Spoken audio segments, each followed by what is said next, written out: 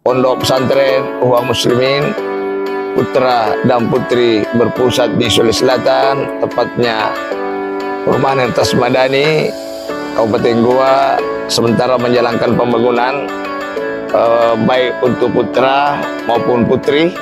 Ini dipersiapkan untuk 4 lantai yang kira-kira membutuhkan biaya sekitar 1 miliar lebih.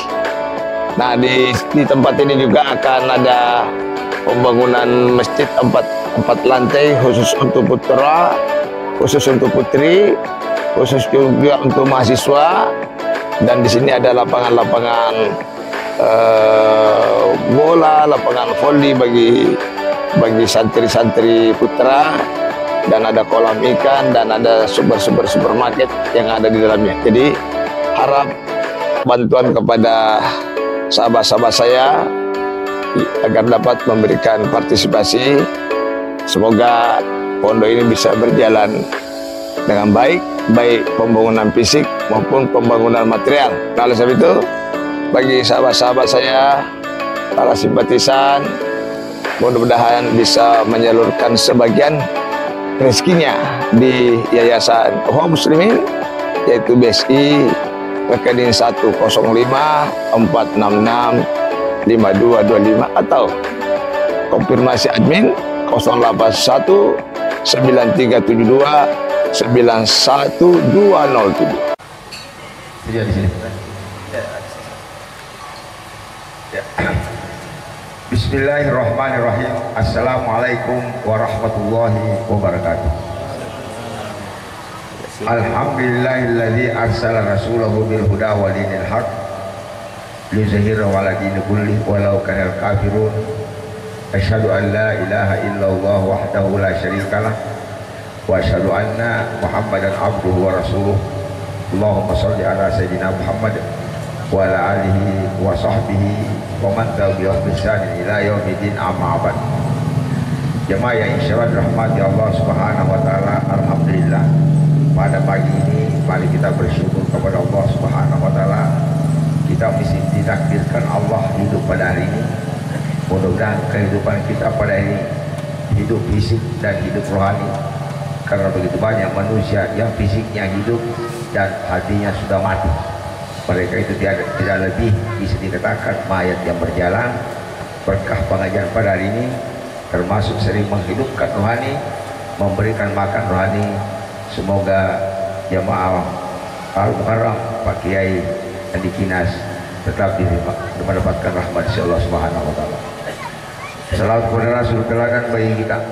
Keteladanan Rasulullah telah ditulis di dalam Al-Quran, telah terbukti 14. Menggunakan guru kita, Bunda Pak Kiai Andi Kinas. Saya juga memang sebenarnya dari kemarin saya cari-cari, kayaknya saya pernah nginap di salah satu ulama di Pulkija, cuma saya lupa di mana. Rupanya di tempat ini saya pernah nginap. Karena saya Pak, kalau mendatangi satu tempat sambil pengajian, yang pertama saya cari itu ulama.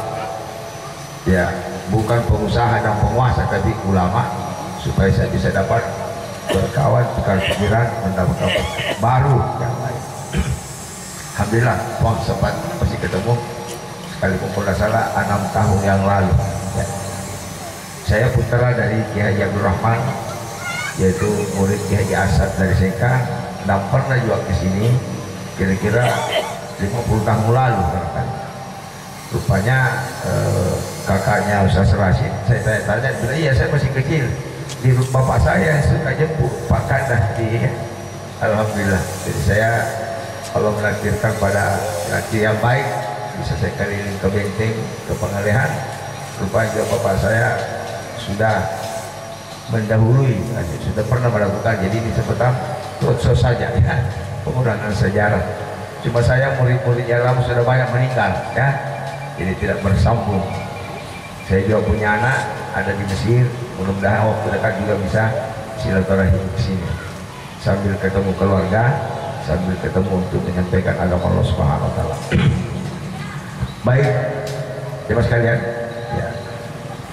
Saya sudah hari ke-7 di sini, hari ke-8 ya. Insyaallah 3 hari lagi. Ya, hari Jumat berarti sekarang hari ke-9 ya. Ya, saya bersyukur sudah bisa ceramah lebih 10 tempat. Ya memang tadi malam sedikit ya mungkin kurang tidur, tapi pagi ini sudah mulai segar kembali ya. Ya. Karena sering juga saya mengatakan bahwa lebih bagus kita sakit dalam mengurus agama, sakit dalam dakwah, sakit menyampaikan talim daripada sehat tidak mengurus agama. Saya suka sampaikan ngomong begitu rupanya, karena kau dunia. Ya. Terbiasa juga sudah siap. Kalau memang saya harus mati di tempat ini sudah lama saya siap. Ya. Karena diri saya juga bukan milik saya. Diri saya dan milik Allah yang saya bunuh bagaimana setiap hari menambah ilmu, menambah iman, menambah syariat Islam. Kesempatan ini saya akan coba akan membaca surah Al-A'raf ayat 156. A'udzubillahi minasyaitonir bismillahirrahmanirrahim. Waktub lana biha fid dunya hasanah wa fil akhirah. Ya. Inna kunna ilaika qala adzabi usibu bihi minasya wa rahmati wasi'at kulla syai'. Ya. Selanjutnya, qul ya ayyuhan nas inni rasulullah alaikum yamin alladzi lahu mulkus samawati wal ardh la ilaha illahu yuhyi wa yumiit fa aminu billahi wa rasulihi nabiyyil ummi alladzi yu'minu billahi wa kalimatihi wattabi'uhu la'allakum tahtadun. Katakanlah Muhammad, katakanlah wahai manusia, sesungguhnya saya ini rasul. Rasul itu siapa? Inni ilaikum jami'an, rasul untuk semua manusia di alam ini. Kalau rasulnya Nabi Isa hanya di zamannya dan hanya baninya di zaman Nabi Musa, tapi Rasulullah seluruh alam termasuk di politiknya ya. Jadi itu adalah Rasul Allah Subhanahu wa taala. Jemaah yang dirahmati Allah Subhanahu wa taala, alladzi lahu mulkus samawati wal ardh. Yang mana Allah Subhanahu wa taala raja, mulk. Al-mulk itu raja. As-samawati wal ardh, penguasa langit dan penguasa bumi. Ya, langit saya kira tidak ada ilmu pengetahuan yang bisa menembus. Paling tinggi ya planet-planet yang rendah yang tembus. Apalagi bumi.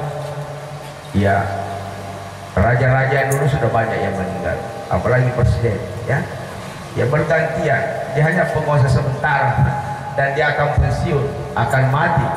Tapi Allah Azza wa Jalla Al-Hayyul Qayyum tidak akan pernah mati, dan otak pengetahuan manusia tidak bisa menembus. Adakah mati-mati yang bisa mengukur kebesaran Allah? Ya, kalau hidup ini misalnya depan ini ada pohon mangga, kita tahu tahun berapa dia lahir, tahu ditanam, dan ada masanya. Bagaimana dengan Allah? Al-Awwal, ya. Tidak bisa otak kita. Kalau matematik paling lagi minus berapa? Minus 1, minus 2, minus triliun. Yang mana awalnya? Nah, oleh sebab itu otak manusia ini diciptakan hanya untuk mengenal ciptaan Allah, hanya untuk mengenal ciptaan Allah. Nah, oleh sebab itu kalau mau mengenal Tuhan lebih dalam, mainkan hati, alfal, rasa inilah yang disentuh oleh Al-Quran. Makanannya hati itu adalah Al-Quran, dan Rasulullah mengatakan, saya tidak pernah memandang wajahmu yang gagah, yang cantik, tapi saya memandang hatimu.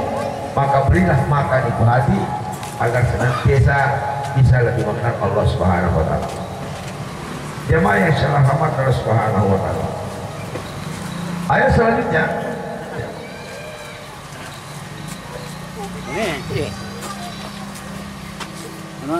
Ayat selanjutnya adalah Allah Subhanahu wa taala menjelaskan, ya.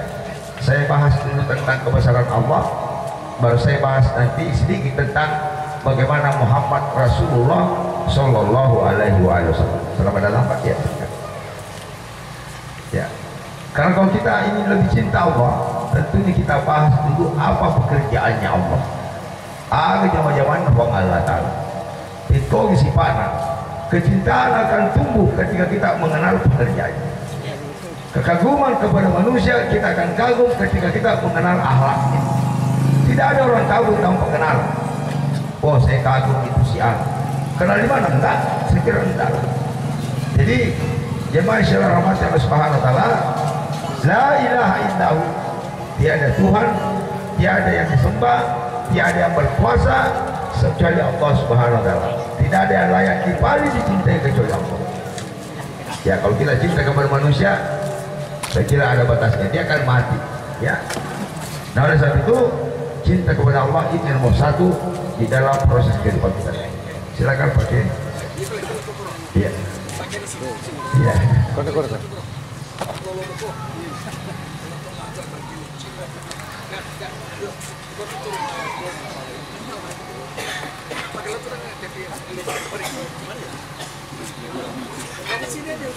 Iya. Jadi kira-kira inilah gambaran tentang la ilaha illahu, tiada Tuhan selain Allah Subhanahu wa taala. Yang perlu ditanamkan kepada semua manusia, tanamkan itu tauhid. La ilaha illahu. Ya. Makanya salah satu rukun Islam yang dikatakan berislam ketika bersyahadat asyhadu an la ilaha illallah. Ya, aku bersaksi, saya bersumpah, saya berbaiat kepadamu bahwa tiada Tuhan selain Engkau ya Allah. Jadi saksinya harus kita buktikan. Karena saksi ucapan, ada saksi setia, ada sumpah setia, ada sumpah palsu. Ada sumpah palsu. Bersyahadat la ilaha illallah jelas sepanjang. Saya kira ini sudah saksi palsu.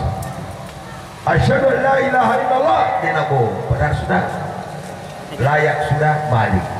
Jadi bedakan sumpah palsu, bedakan sumpah asli.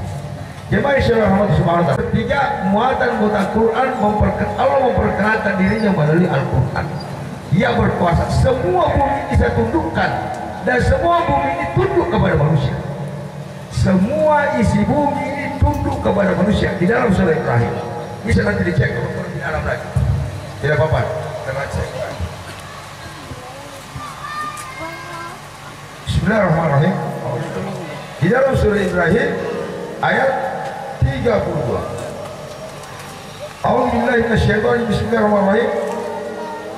Allahu alladzi khalaqas samawati wal ardh wa anzala minas samai ma'an wa akhraja bihi minats thamarati rizqan lakum. Allah Subhanahu wa taala yang menciptakan langit dan bumi, semua pulau-pulau, laut, sungai, semua isinya diciptakan oleh Allah Subhanahu wa taala. Ya, yang menciptakan udang, yang menciptakan kepiting. Ya, tidak ada manusia yang menciptakan udang kecuali Allah Subhanahu wa taala. Tidak ada. Manusia hanya makan saja. Paling makan, menangkap, menggoreng. Itu pun juga diberikan akal oleh Allah. Gorengan juga dari kelapa yang diciptakan oleh Allah. Tepung juga dari diciptakan oleh Allah. Air diciptakan oleh Allah. Api diciptakan oleh Allah. Yaitu pengukur kan juga dari besi juga diciptakan oleh Allah. Cuma Allah memberikan akal kepada manusia yaitu pengukur. Karena kami tidak bisa bikin wayang, ya. Kami tidak bisa memasak, ya. Ayam tidak bisa, ya.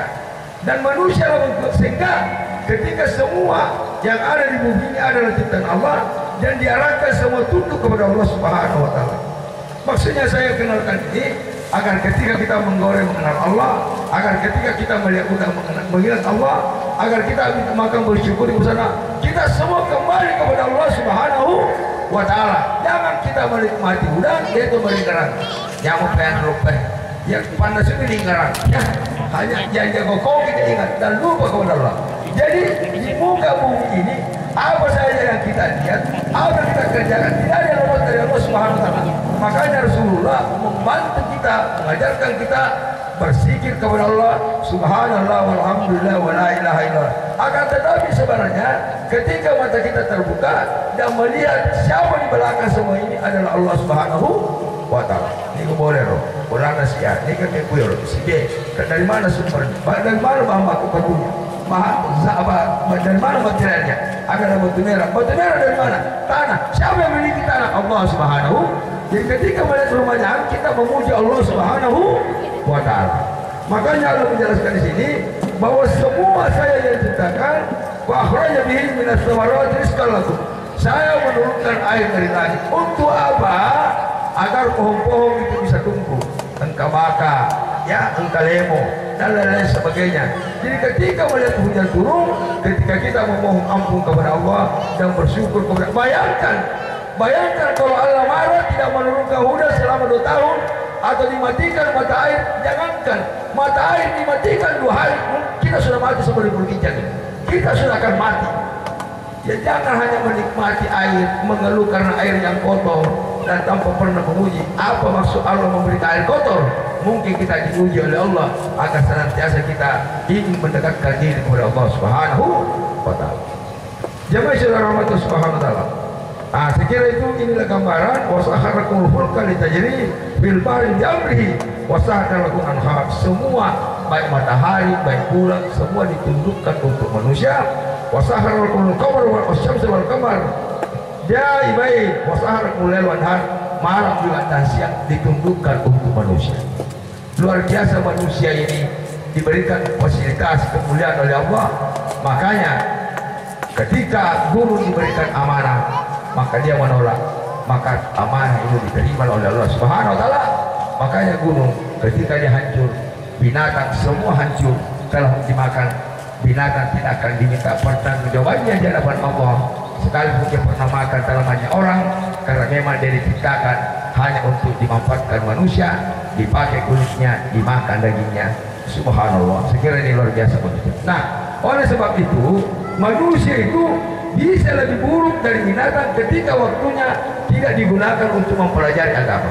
Ya, hati-hati. Manusia bisa lebih mulia dari malaikat ketika dia memanfaatkan waktunya untuk lebih banyak mendekatkan diri kepada Allah. Ya, kita kagum kepada guru kita ini, sudah tua tapi semangatnya sebenarnya bukan semangat, itu dorongan iman. Dorongan iman. Ya saya mau cerita sebagai madodo fisik, madodo pakulet, madodo jiwa. Orang yang berinta itu semakin tua semakin kuat jiwanya. Siapa yang kuat jiwanya, insya Allah akan nemu. Itu biasa akan nemu lemah jiwanya. Kita punya pada regi, jadi pada regi sih. Berdiuna. Ya kalau orang beriman ya pantang itu mengeluh. Jadi dia kalau agama jadi berkembang, bagaimana dia tahu? Bagaimana saya nak fokus sudah boleh. Dia pusing melihat, akhirnya dia mencari jalan keluar. Tapi kalau tidak beriman, ya hanya memikirkan ini ke dokter mana lagi. Ya tidak peduli lah orang lain, apalagi agama. Orang lain saya tidak peduli, apalagi agamanya Allah Subhanahu wa Ta'ala. Nah, sebab itu ayat yang dibacakan tadi oleh para kita, wa ma Muhammadun illa rasul qad khalat min qabli rusul afa imma ta'u qutilan qalbatu malaqat. Apakah setelah Muhammad meninggal maka kau akan berbalik? Apakah al-ulama para meninggal kau berbalik? Lanjutkan perjuangan Rasulullah, lanjutkan perjuangan ulama kalau ada ulama di tempat itu. Itulah pekerjaan yang paling mulia di antara seluruh pekerjaan-pekerjaan yang ada. Akan tetapi karena manusia tidak memahami Quran, tidak memahami hadis, ia harus cerita orang-orangnya, jabatannya. Itulah manusia-manusia jahil yang sama sekali tidak mengenal Tuhannya. Apa yang dipikirkan Muhammad itu yang kita harus pikirkan. Apa yang disenangi Allah itu yang dipikirkan oleh hamba-hamba yang Allah Subhanahu wa Ta'ala. Dari manusia begitu banyak Allah telah memberikan contoh, begitu banyak sejarah dalam Al-Quran. Penguasa yang lalu kekuasaannya tidak mempedulikan agama Allah, bahkan lain kesombongannya bahwa saya yang paling hebat di tempat ini. Maka Allah mengirim Musa sebagai bukti bahwa kau tidak hebat Fir'aun, yang hebat adalah Allah melalui hambanya Musa alaihissalam. Bisa dipaham? Jadi sebagai pemerintah kalau ada yang hadir tempat ini, manfaatkanlah jabatannya untuk memperkenalkan Tuhan, menghadiri, mendorong kebenaran, mendorong keadilan, dan melawan kemungkaran. Karena yang paling bertanggung jawab manakala ada maksiat di satu kampung, yang pertama diadili adalah camatnya, lurahnya, karena dia adalah penanggung jawab nomor 1. Makanya jangan coba-coba memimpin kalau tidak bisa mempertanggungjawabkan masyarakat di hari kemudian. Karena dunia ini bukan dunia kita, kampung kita ini bukan kampung kita. Kampung kita adalah akhirat. Kampungnya orang kafir ada dunia, maka yang dipikirkan adalah kemuliaan dunia. Yang dipikir ada kesenangan dunia, kesenangan semu yang tidak pernah membawa kebahagiaan. Hanya kesenangan makan dan minum hanya beberapa menit, kesenangan seksual hanya beberapa menit. Tapi kesenangan akhirnya adalah kesenangan yang sering mengenal Allah Subhanahu wa Ta'ala, yang tidak pernah terputus dengan Allah Subhanahu wa Ta'ala. Makanya Rasulullah SAW mata boleh tidur, tapi hati Rasulullah tidak pernah tertidur dalam berhubungan kepada Allah Subhanahu wa Ta'ala. Ya, bagaimana dengan bentuknya? Jangan sampai hatinya sudah tertutup. Kita bisa buktikan sholat 5 waktu di masjid, yang sholat subuh yang jumlah kurang lebih 1000 orang laki-laki, yang hadir hanyalah satu sahab. Saya kira persoalan besar buat kita. Bagaimana kita bisa berbicara agama dalam posisi sholat 5 waktu? Jangan bicara agama terlalu jauh. Jangan bicara kebenaran nomor supaya subuh misalnya. Jangan apalagi bicara perjuangan tidak perlu tahajud. Anda tidak punya hak berbicara tentang kebenaran itu. Yang punya hak adalah orang yang suka mendekatkan diri kepada Allah. Dia lawan dirinya sehingga dia mempertahankan hal-hal yang ada. Jemaah Islam rahmatullah subhanahu wa ta'ala. Oleh sebab itu, ini menyangkut masalah tauhid. Saya kira sudah cukup pembahasan tentang saya tentang tauhid. Saya kembali kepada Rasulullah Shallallahu Alaihi Wasallam. Karena amalan Islam itu nanti didorong oleh tauhid. Ya, kalau kita sholat bukan karena iman, ada masanya kita tinggalkan. Ada masanya kita malas, ada masanya kita bermain-main. Tapi orang yang ditanamkan tauhid, namun mugere, wancai, aja masuk pajak ulu kok, dia pilih mati dibanding kau melarang agama Allah Subhanahu Wa Taala. Mereka tidak, ya mereka juga mendengarkan ceramah hanya lewat karena sudah tertanam pada dirinya. Tapi orang yang tidak beriman harus didorong terus karena ini sangat berbahaya di hadapannya. Jemaah Islam rahmatullah Subhanahu Wa Taala, kembali kepada keteladanan Rasulullah Sallallahu Alaihi Wasallam. Bagaimana Rasulullah ketika sempat menghancurkan Abu Lahab, baik argumen dia kena sorok tetap dalam pendiriannya. Makanya dalam Al-Quran dijelaskan Muhammad waladina ma'ahu, bersama berikutnya asyidda ala kufar, pasti keras. Ya jangan coba-coba bermain-main melakukan kemungkaran di hadapannya, berzina di hadapannya, minum tua di hadapannya, melakukan keburukan di hadapannya, imannya pasti goyang. Saya dengar berita 3 hari yang lalu, saudara umat Islam mengecam Sukmawati yang membandingkan Muhammad dengan Soekarno. Sudah kecap. Insyaallah saya kembali ke Jakarta, saya akan bergabung dengan alim ulama untuk menantang siapa yang coba-coba menghina Muhammad. Semua harus diseret cepat di pengadilan sebelum umat Islam marah.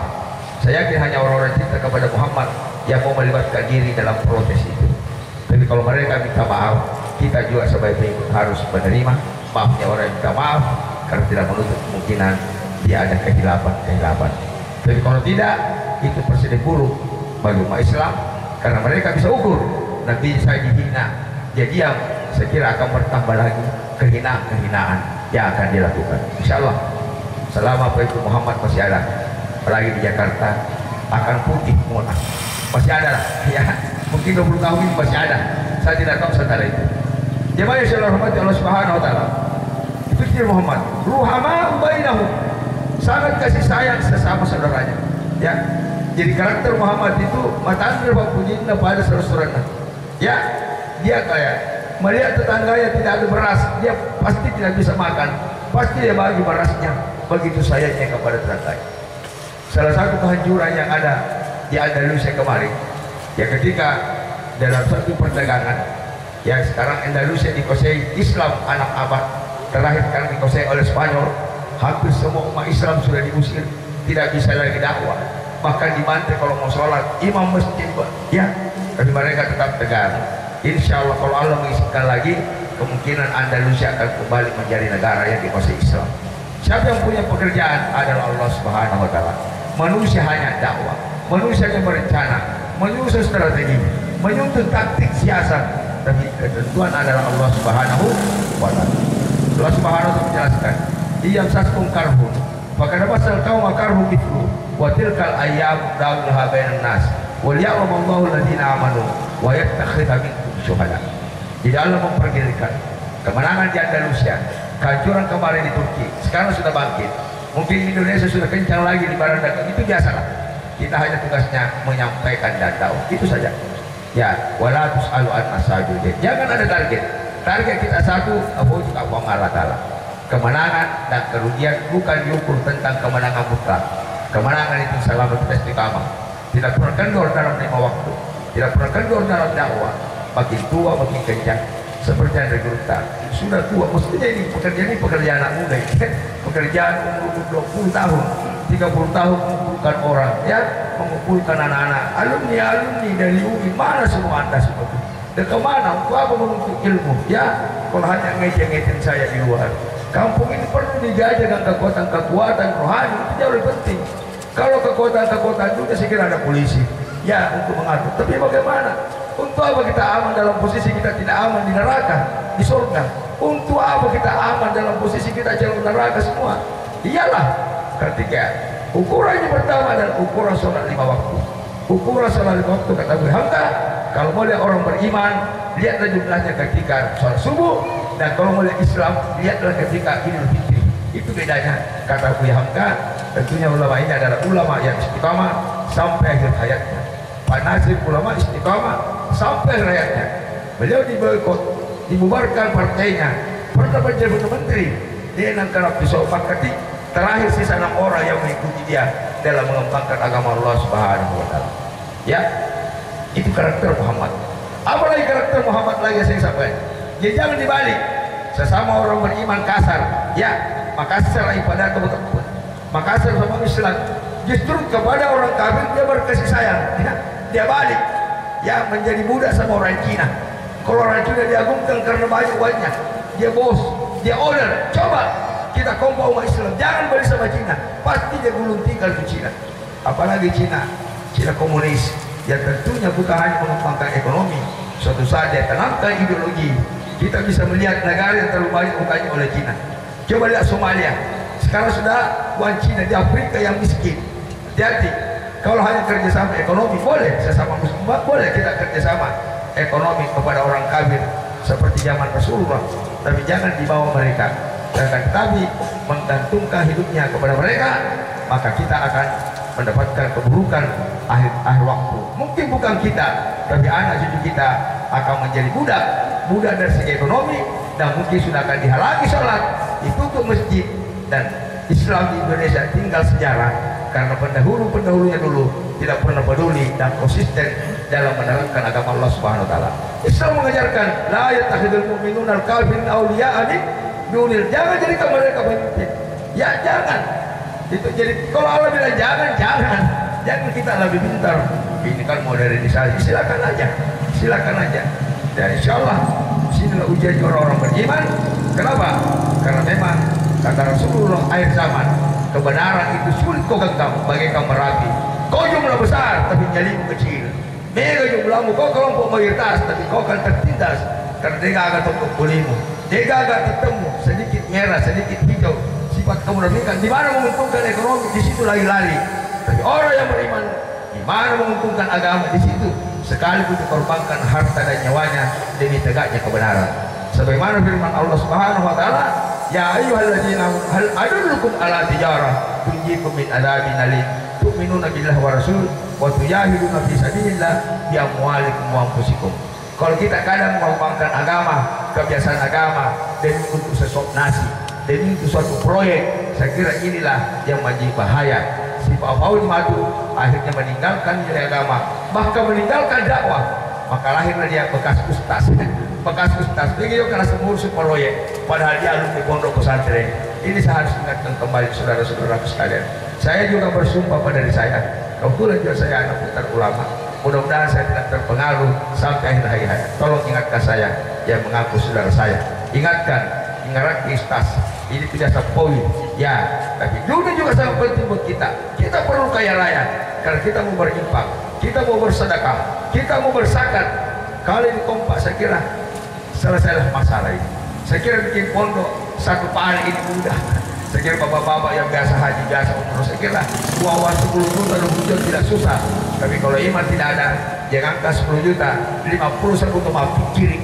Ya begitu akhirnya kita kepada agama Allah, karena seakan-akan kita korban ketika kita menyembah agama, padahal itulah milik kita. Asy-syaitanu ya'idukumul faqr wa ya'murukum bil fahsya. Saya lihat program pemerintah sekarang, satu desa satu habis. Sekiranya jangan bukan program ini, program Allah, yakinkan saja. Dan nanti ada biaya katanya, seakan-akan ini penghafal, nanti ada biaya program. Jadi kalau tidak ada biaya, tidak ada itu program. Na'udzubillahi min dzalik. Itu sudah menjadi perdagangan. Ini selalu bukan seperti tokoh-tokoh ulama yang ada 30 tahun yang ada. Saya punya kakek namanya Haji Abdul Rashid, Haji Muhayya. Mereka itu santri-santri yang hebat di zamannya. Ya, awalnya datang juga mungkin membuka pondok. Mari kita bangga dalam membuka pondok. Akhirnya kampung kita ini. Mudah-mudahan gerakan-gerakan ini membantu menyelamatkan kita di hari kemudian nanti. Sekali lagi bahwa Muhammad itu sangat keras dan kafiran dan sangat lemah lembut kepada nilai-nilai sama muslim. Ya, di dalam Al-Quran dia jelaskan, wa bima rahmatin minallahi linta lahum walau kunta fassan ghalidhal qalbi lam faddu min hawlik fa'fu anhum wastaghfir lahum wa syawirhum bil amr fa idza azamta fatawakkal 'ala Allah. Aja mukasara pada Qur'an ya, aja mukasara nah bela kemau taweh lemah lembutlah kepada mereka ya, lemah lembut kepada mereka.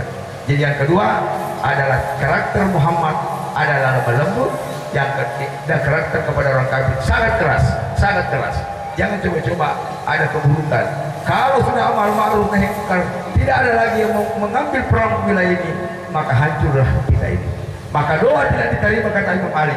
Namun kita berdosa panjang masa dan kita tidak pernah kritis tentang nilai-nilai nahi munkar. Kita harus kontrol juga program pemerintah sejauh mana menunjukkan agama kita sebagai kelompok mayoritas. Yang ketiga jemaah sekalian, bagaimana lagi karakter Muhammad? Karakter Muhammad ketika dia hijrah, ketika hijrah di Madinah, yang pertama dia cari dulu ada tempat, bukan dia bikin rumah, tapi membuat masjid. Itu karakter Muhammad. Dan ini boleh oleh apa masjid, apalagi lebih boleh pemulanan masjid. Lebih bagus rumahnya. Kenapa? Karena masjid bisa mengumpulkan orang, bisa sholat berjamaah, bisa membangun mental, bisa membangun rohani. Ketika terbangun rohani, baru dia bangun fisik, maka semua akan bersahabat. Sehingga Rasulullah SAW ketika sholat subuh, ketika sholat asar, ketika sholat maghrib, jumlah masyarakat di situ tidak pernah berkurang satu pun. Satu orang tidak akan pernah berkurang. Makanya kalau Nabi balik, dia melihat dia agak bermasjid berjamaah, dia agak boleh ada. Bantu ini lah rumahnya, rokok jelek, malah asik kira-kira. Ya itu kira-kira karakter Muhammad. Ya, yang mengutamakan tentang agama daripada dunia. Mari, mudah-mudahan kita mengambil hikmah pada maulid ini. Mari kita mengutamakan agama juga. Kalau mau mengikuti Muhammad, insya Allah jangan khawatir tentang dunia. Bahkan Allah mengajarkan kepada kita, wa bataqi bil mata qallahu darul akhirah wa la tansa nasibaka minad dunya lan tu'mi akhiratmu. Jadi aja malu nomor supaya jangan kau tangan di bawah. Mari kita perbaharui niat semua. Kita hijrah dari kampung, dari Bugis, dari Mina, ke Pulau Kijang, rubah semua dia. Saya ingat mencari ridha Allah, bukan pergi cari tuan di sini, bukan hanya memperbaiki nasib. Masih ini kasih ampunlah, terjadi masih ini kau dari semangat. Kita bersyukur kepada Allah, masih ada benteng-benteng pertahanan seperti yang dibangun oleh ribu kita. Tapi kita butuh yang banyak. Bagaimana kalau beliau meninggal? Insya Allah, kalau kita tanamkan terus benteng-benteng pertahanan akidah, maka siapapun yang akan datang menguasai kita tidak tahu. Tidak semudah juga Cina itu mencinakan Indonesia, sebagaimana tidak semudah itu Belanda dalam menjajah sepanjang masa. Masih ada pengiran Porgor pada waktu itu, masih ada Toko Umar pada waktu itu. Dan sekarang kita sampaikan juga kepada mereka, masih ada ulama-ulama siap menantang Anda ketika Anda ingin menanamkan akidah. Kita tidak mempunyai apa-apa, tidak mempunyai ekonomi, tidak mempunyai teknologi, tapi kami punya Allah Subhanahu wa Ta'ala. Kami mempunyai Tuhan yang hal segala-galanya. Hanya modal iman kami siap berhadapan dengan Anda manakala Anda ingin menanamkan suatu akidah. Tapi manakala hanya ke krisis ekonomi, saya kira jasa. Tidak ada perlu kita gitu, kita krisis ekonomi. Apalagi bahan-bahan sekarang sudah mahal, apalagi daya beli sudah lemah, apalagi semua mengeluh tentang ekonomi. Pendapatan mulai rakyat kecil, mulai pedagang kecil sampai pengusaha akibat kebijakan distribusi yang mana inflasi. Tapi itu biasa. Tapi kalau krisis ekonomi, pengajian sudah tidak ada, masjid sudah kosong, pembicaraan di tengah masyarakat hanya kebesaran dunia, maka itu sangat berbahaya. Saya kira itu barangkali pokok-pokok penting yang saya sampaikan tentang karakter Rasulullah. Bagaimana lagi Rasulullah? Rasulullah hanya mempunyai rumah 2x3, tapi rumahnya dikenal Baiti Jannati, rumahku surgaku. Tulis rumahku surgaku. Bagaimana rumah surganya? Tentunya Al-Quran harus disimpan di atas meja dan dibaca setiap saat. Ya, manakala kita jarang baca Quran, katakanlah bahwa kemungkinan hati sudah gelap, tapi kita tidak tahu. Dokter tidak tahu kalau hati kita gelap. Paling tinggi dia pantau hanyalah fisik, hanyalah lebar, hanyalah kurang darah, hanyalah mungkin penambahan darah. Tapi hati yang sudah gelap adalah hati yang sudah tidak ada semangat lagi mengurus agama, tidak ada semangat mendekatkan diri kepada agama. Mungkin semangat cuma dirinya, tidak ada semangat membina anak untuk agama, tidak ada semangat mendorong suaminya untuk agama.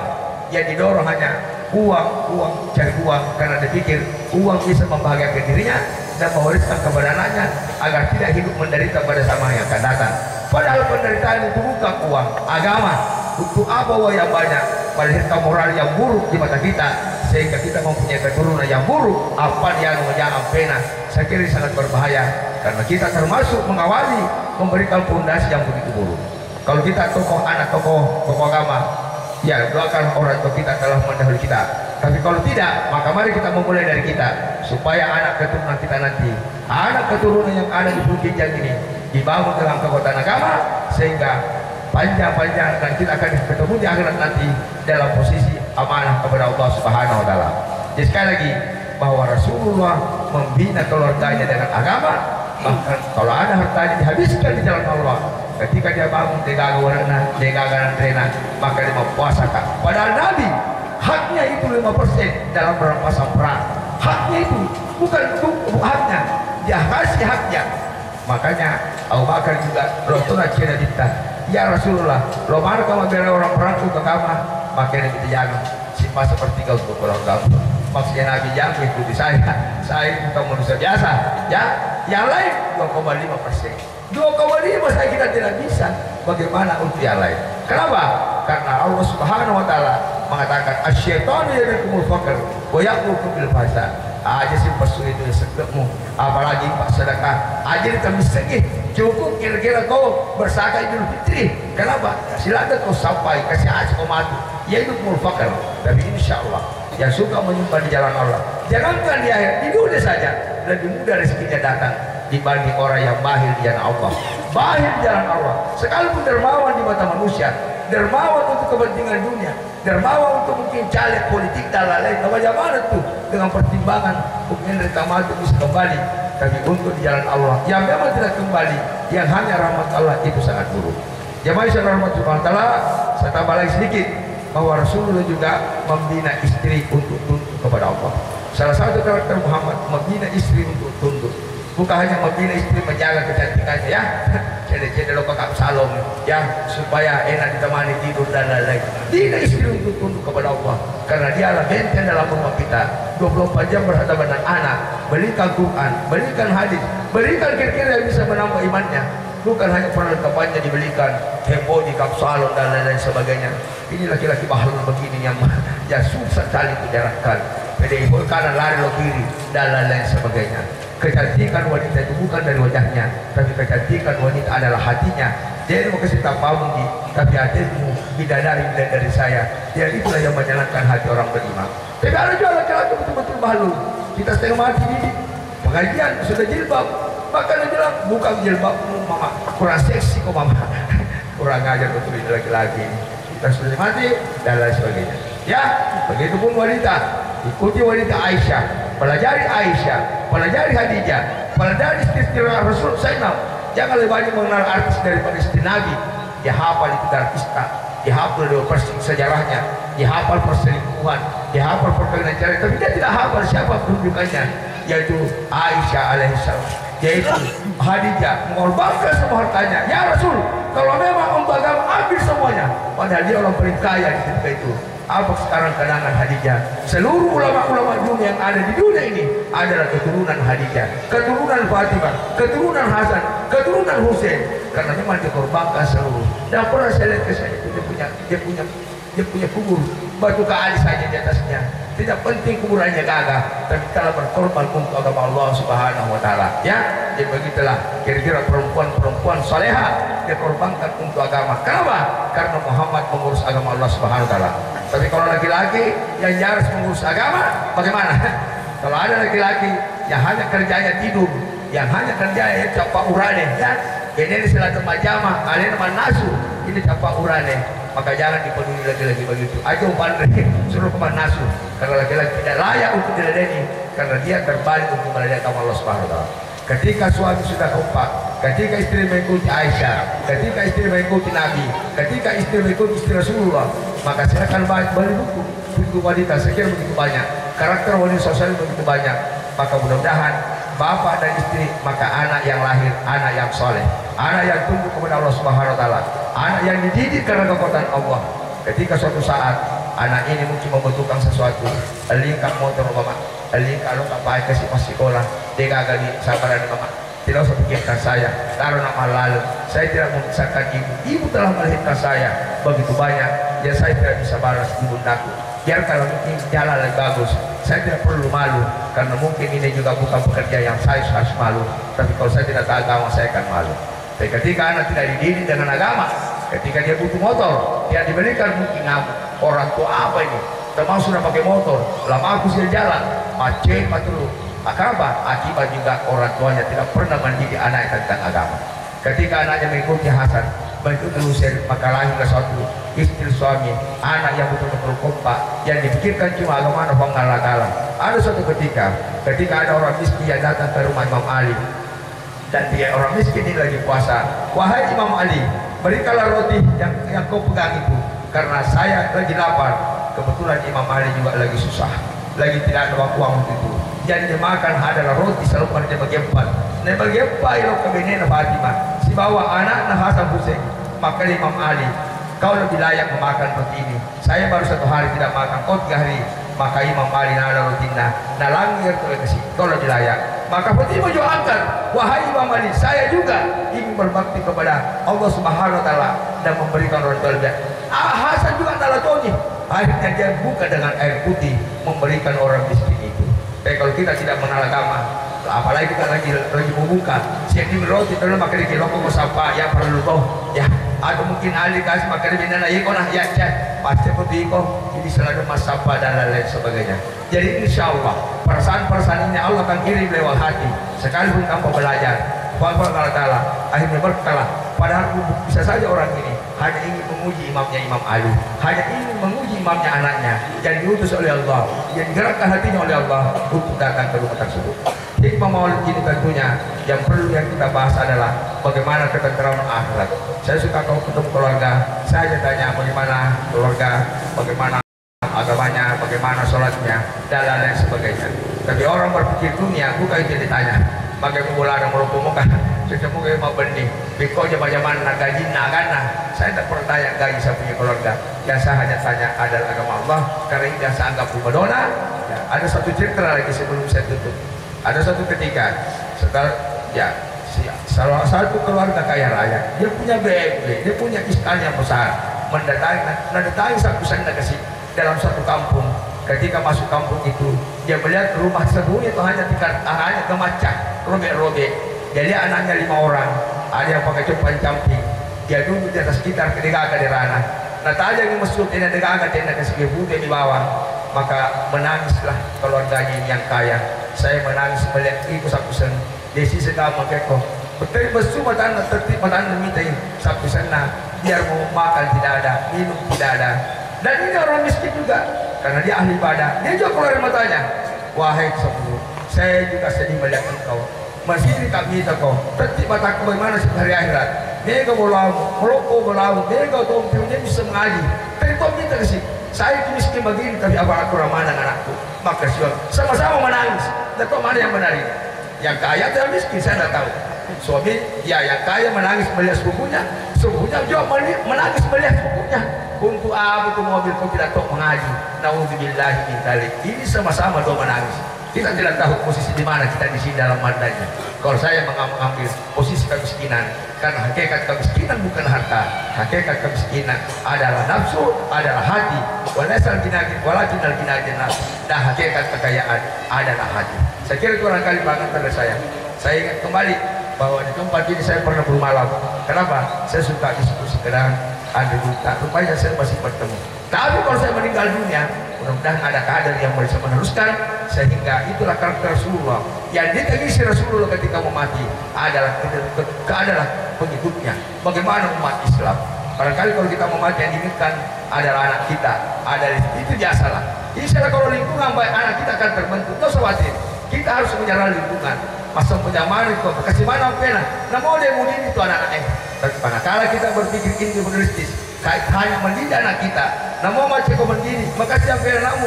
Dari kau beri notai beri bolamu, beri toto tematu anakmu. Sisa menunggu waktu. Dan memang anjuran kita adalah rahmatan lil alamin.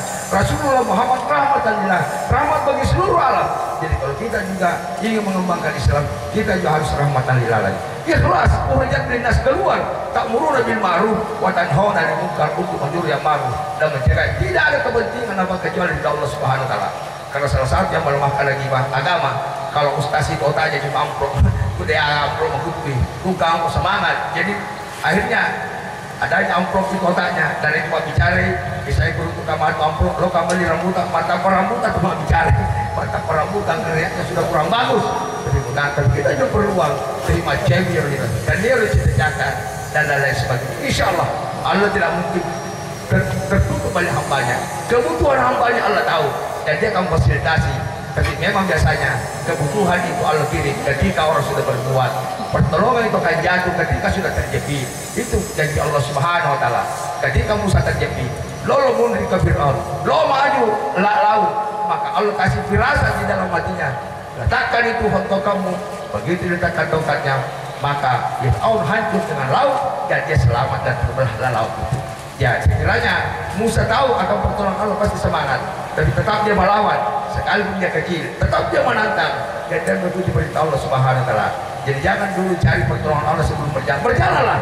Apa saja mau dibikin, sekalipun krisis ekonomi, sekalipun krisis orang, Allah akan turunkan. Karena yang bekerja itu bukan kita, adalah Allah Subhanahu wa taala. Wa may yatawakkal fa huwa hasbuh. Wa qala ta'ala jam-jam itu. Wa qala ta'ala gerakan hati orang untuk ketemu kita. Semua adalah Allah. Jangan kita bersikap Allah. Kita adalah hamba. Ya hamba itu apa? Hamba itu adalah budak, mengikuti majikannya tanpa kepentingan. Tapi kalau kita suka mengambil posisi Tuhan juga, merasa kita punya kemampuan, maka di situ Allah akan cabut bantuannya. Maka dia mengalah terjaman, pemacet no, hebat no, ajar mulika. Ketika kita melemah, ketika kita hancur, ya Allah, saya tidak memahami agama kecuali isimu. Saya tidak memahami agama selain isimu. Saya tidak beriman selain isimu. Saya tidak bisa mengumpul pengajian selain isimu. Isimu yang kami butuhkan. Sekalipun kita juga butuh isi pemerintah ya, tapi isimu ya Allah, kami tidak bisa membutuhkan. Allahumma sholli ala sayyidina Muhammad sallallahu alaihi wasallam. Rabbana taqabbal minna innaka antas samiul alim wa innaka antat tawwabur rahim. Izinkanlah sedikit saya berdoa. Mungkin nanti acara bisa ada doa terakhir. Ya Allah ya Rahman, turunkanlah berkah di rumah ini ya Allah. Jadi kali ini benteng-benteng pertahanan mempertahankan akidah ya Allah. Jadi kali ini amalan pertahanan untuk menyebarkan agama ya Allah. Jadi kalau seluruh warga yang ada di tempat ini mengikuti langkah Nabi ya Allah, mengikuti kepadamu ya Allah. Tiada cara lain untuk tunduk kepadamu selain membuka firman ya Allah. Tiada cara lain untuk mengikuti Nabi selain membuka hadisnya ya Allah. Ya Allah, ampunilah kami ya Allah. Ampunilah dosa salah kami ya Allah. Selama ini kami dihabiskan waktu dalam memikirkan anak istri lepas agamamu ya Allah. Kami telah melepaskan agamamu ya Allah. Seakan-akan agamamu tidak terlalu penting ya Allah. Seakan-akan engkau juga tidak terlalu penting ya Allah. Kami lebih banyak membaca buku-buku lain daripada firman ya Allah. Ya Allah, kami hanya sebatas menyampaikan firman-Mu. Kami serahkan kepadamu atas keputusanmu kepada hamba-Mu, karena Engkau yang paling adil dalam memutuskan segala sesuatu, dan kami yakin apa yang keputuskan itu yang terbaik buat kami. Jadi kalau kami terbaik, jadi kalau kami mempunyai takdir terbaik ya Allah, karena hamba hanya bisa berdoa dan menjalankan syiar. Terima doa kami ya Allah. La haula wala quwwata illa billah. Sallallahu ala Muhammadin nabiyyin wa rasulillah walhamdulillahi rabbil alamin. Assalamualaikum warahmatullahi wabarakatuh.